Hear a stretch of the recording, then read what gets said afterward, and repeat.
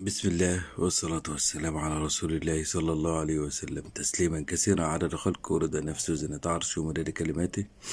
اللهم أنت ربي لا إله إلا أنت، خلقتني وأنا عبدك وأنا على عهدك ووعدك ما استطعت، أعوذ بك من شر ما صنعت، وأبوء لك بنعمتك علي وأبوء بذنبي فاغفر لي فإنه لا يغفر الذنوب إلا أنت. الفيديو دي مخصوص لأختي الغالية، الله يرحمها ويجعل مثواها الجنة، ويجعل مرضها في ميزان حسناتها، ويجعلها من الشهداء، اللهم آمين يا رب العالمين. ومن باب الأمانة، لأن هي أصلا قبل ما تدخل العناية المركزة، أو بمعنى أصح وهي في العناية المركزة، كانت بعتلي فويس ومحملاني أمانة إني ندعي لها دي قبل ما تموت. فمن باب الأمانة، وإن انتوا كلكم بالله عليكم تدعوا لها بالرحمة، لأن هي محتاجة دعواتكم، وكلنا هنحط في نفس الموقف ده.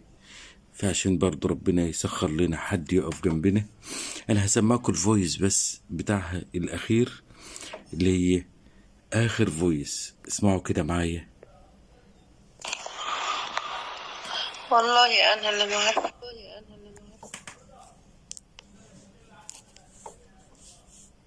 والله أنا اللي ما عارفة أكلمك، لأن والله ما كنت بتكلم نهائي.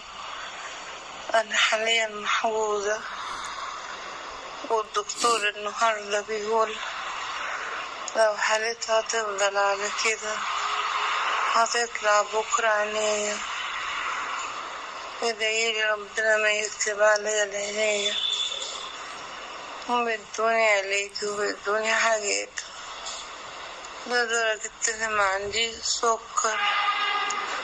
عطوني النهاردة أنسولين وقالوا لي ادعيلي، قلت لهم والله ما عندي. قالوا لي جيت خدت علاج عمل معاكي كده. أنا شبه متدمرة يا أبو صلاح، ادعيلي بالله عليك.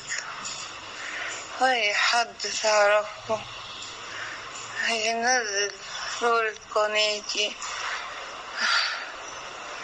هم عارفيني بالصورة، ويقول لهم ان انا على حاجة.